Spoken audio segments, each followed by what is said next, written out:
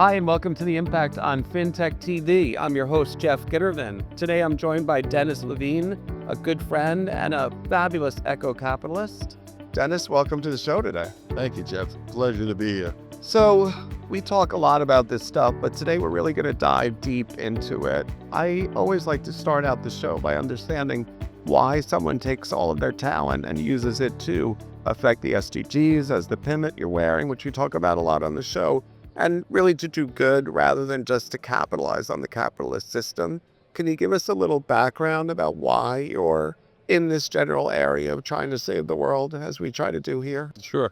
Well, doing good as opposed to the capitalist system, to me, is an oxymoron. Doing good using the capitalist system is what the goal is. Because I believe if we're going to reach sustainability goals, food, water, energy on our planet, we have to demonstrate how to build businesses that are both sustainable and profitable by looking through the lens of sustainability and profitability. That way we avoid the greenwashing that we've seen over the last few decades, where we come up with tangible solutions to act as a catalyst for change to attract capital. Now, think about where we are. We are here on Wall Street. We're in the temple of capitalism. New York's the heritage. This is it. This is it. So the goal is to be able to channel the trillions of dollars that flow through this into things that save water, food, energy on our planet. Because climate change issues are real, and they're affecting everybody on our planet. So to your earlier point, this is the next big thing. And from my days on Wall Street, I learned that the most successful investments we made and the most successful entrepreneurs we backed were those that satisfied the need of each. For sure. And the need here is palpable. Yeah. People, Let's dive into the need. The need that you're trying to solve for is one that literally millions of people around the globe are dealing with hunger issues. Billions of people around the globe are going to be dealing with potential water issues. We're already seeing 2 billion people potentially not have access to clean drinking water over the next decades. Talk to me about that need and how your company is trying to satisfy that. So, we live in this amazing country, the United States, and we're only 5% of the world's populations. And we're already seeing the problems manifest here in the United States. Those problems, food, water, are magnified elsewhere in the world. And today, 1 billion plus people go to sleep every night hungry. If we don't change the way we produce food and use water, that will go to 2 or 3 billion, and we'll see incredible climate migration. Simply because if you can't eat where you live, then you will move to where you can grow food. And that's an inevitability without change. So when I looked at all the metrics, I looked at temperatures rising, I looked at resource scarcity, I looked at population growth. And my God, this is the perfect storm. There is increasing demand on our planet, decreasing supply. So where in that disparity can we find a way to produce food using fewer resources? So we set off on a mission, and we looked at water first, because I believe water is the canary in the coal mine of climate change. For sure. And the metric is astounding, and people should know this. Of all Earth's water, oceans, rivers, streams, aquifers, only 0.7% is available to human consumption every year. Globally, 70% of that goes into agriculture. In the United States, 80% of the water goes into agriculture. Most of that water going into open field farms goes into our aquifers, doesn't necessarily go into the crops, they only absorb what they need. So it's wasted, but it's wasted with nitrates and phosphates, pesticides and herbicides. Stuff we don't want to drink. Stuff we don't want to drink, stuff we don't want to eat. So the challenge was, how can we produce more food organically using less water, getting food closer to where people live? Because now the Colorado River feeds California agriculture. So we ship water from Colorado to California, put it on a truck, and ship it all the way to the East Coast. That is an unsustainable model. So we need to grow food closer to where people live. And we broke the code by building large-scale, indoor, hydroponic facilities that can produce packet salads with no human touches using AI systems, full automation, using 98% less water. 70% of that water comes from a rainwater recapture system. We have no agricultural runoff, so nothing goes into the aquifers. And we get product to market sooner with no shrink. So a longer shelf life, a USDA organic product, a superior price, lower than what they're paying from California.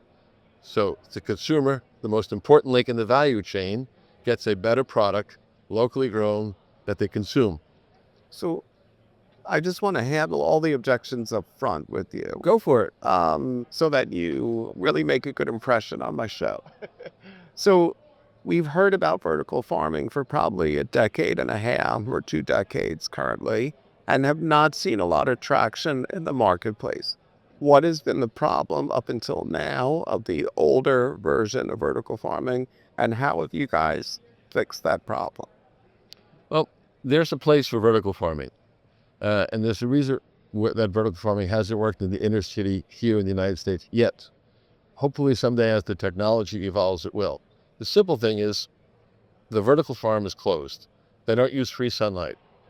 The ability to use free sunlight and help grow plants is easy. So they're running specific spectrum LED lights, sometimes 24 hours a day. So their energy costs are high. Their input costs are high. Their ability to expand is limited because they're in the inner city. Their real estate cost is high. And ultimately, since they're the last mile, their distribution costs are high. So unless I'm missing something, when your operating costs exceed your revenue, you have an unsustainable business model. And that's been the problem. So some of the really cool, important technology elements of vertical farms we use. We use specific spectrum lights when we don't have free sunlight, but instead of a small facility going this way, we expand it horizontally. So we have 10 acres under glass, 540,000 square feet. We use free sunlight every day. We have fully automated systems, no human touches from seed to table. Nobody touches this product. Incredible. And what we've done. You say that a lot, though. I want to stress, what is the advantage of that? Food safety. All right. When you look at where 90% of our greens come from, it's either California or Yuma, Arizona in the winter. So it's grown. It goes from a grower, it goes to a packer, it goes to a distributor, it goes to a wholesaler, then it's shipped all the way across country. All of those touch points we consolidate under one roof. We do it all seamlessly, and we grow 365 days a year. We harvest 360. We have no seasons. Yeah. We control the environment indoors. It's truly remarkable. So the advantage is all of those profit centers I just talked about along the way, we now have under one roof, which gives us the ability to sell to the retailer at a lower price. So we give it more margin since they are margin starved. He in turn can pass on those savings to the consumer, especially when we're in a food inflationary cycle like we see today. Talk to me about alliances. Are you working with any other companies? Do you have projects, joint development work? What's going on with the company? Our engineering firm is a company called Seed, and they have built 1,000 greenhouses in 40 countries over their career. So from a risk mitigation point of view, I think they know what they're doing. In addition, we were very fortunate that Siemens chose us, and we just announced this at Green Tech in Amsterdam back in June, to provide us with AI automation technology, which will enhance further our KPIs and our performance metrics. Because the ability to grow food using AI, using controlled environment, using all the systems that we have just enhances the productivity, most importantly for you, the consumer. And talk to me about water usage at the plant that you're at. So our facility, we use 98% less water than the equivalent open field farm. 98% less water.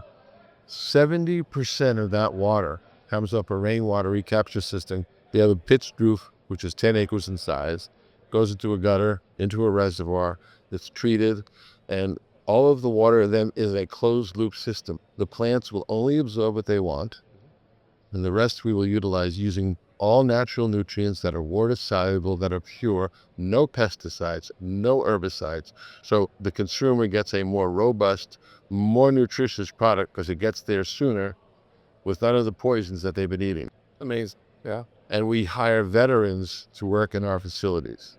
So the administration loves what we're doing. We're growing food in America for Americans at a lower price.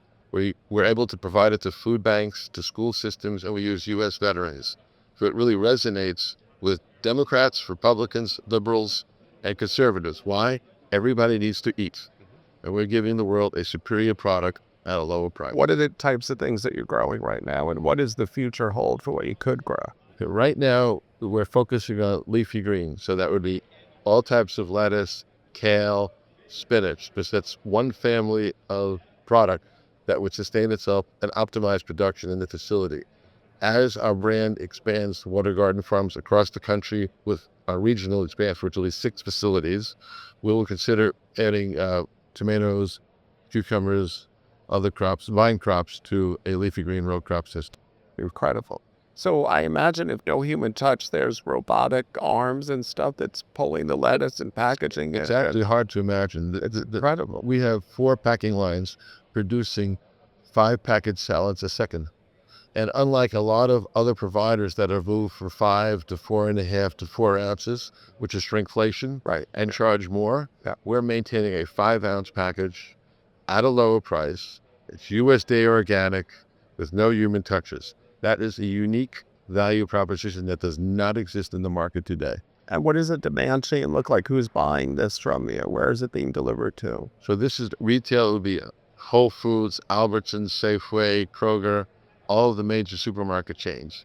And we choose to use major chains because as we grow regionally, we will simply expand across the country. Right. And we're getting tremendous traction in other markets like Texas, Michigan, Florida, and upstate New York already. And I imagine you solve for weather issues because the plant doesn't get impacted. I mean, maybe if a tornado comes by, you'll have a problem. But aside from that, your weather issues are. We built a code, and we look at all the weather history in a given region. So, meteorological conditions, how we build, how we design the facility to optimize production. It's all based on what we grow and where we grow it. What's the light every day? What are the temperatures? Is there snow? So a facility in the north would have more heat and more light. South would have where's the exact opposite. Yeah. So there's a lot of customization, and that's a real difference between what we do and what other people do. First mover advantage isn't always an advantage in business. Oh, definitely. And my goal was never to be first. Right. My goal was to be best, and that's what we've achieved. All right, so we're running out of time here, but take me into the future. Where do you see this company 5 years from now? 5 years from now, the way we're planning it, we'll have 6 facilities strategically placed throughout the United States. We'll have established significant brand equity, and potentially here we are in the New York Stock Exchange. Ring the bell. Take it public. I want to get on that photo opportunity. And my background as an M&A banker, I understand how to create value. Right. We understand how to run a business, and we consider this a business. It is something the world needs today. It's something we need to do. If you looked at U.S. demand only, how many facilities would you have to build to meet all of the U.S. demand? I'm just curious of the scale of what could potentially be there. Okay. Our model says we can capture 95% of the U.S. market demographically with 6 facilities. Wow. And just as an example, right now what we're looking at is potentially building 1 or 2 million square feet in Texas alone. Incredible. Yeah. Incredible. As we know, Texas has huge problems around water, weather issues as well, but water definitely, they're on track to run out of water in anywhere from 13 to 20 years, most likely 13, and there goes the whole agricultural sites for Texas.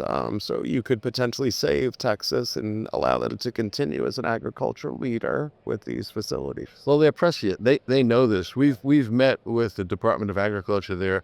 They recognize the Ogallala Aquifer has issues. Yeah. 94% of the water that comes out of that every year goes into agriculture. That's an unsustainable model. They also know that building 2 million square feet of greenhouse, like we build them in Texas, saves 98% of that water. Incredible. And they have renewable energy, which is a cornerstone. All of our facilities use renewable energy, either solar or wind. So that's very important to us. Doing green. Did you coin the term eco-capitalism? I don't think so, but I All like right, we'll give you credit for it. I appreciate Dennis that. Levine, eco-capitalist. Great to have you on the show today. Thank you. Thank you. Appreciate it. That's it for The Impact on FintechTV. I'm your host, Jeff Gitterman. Until next time.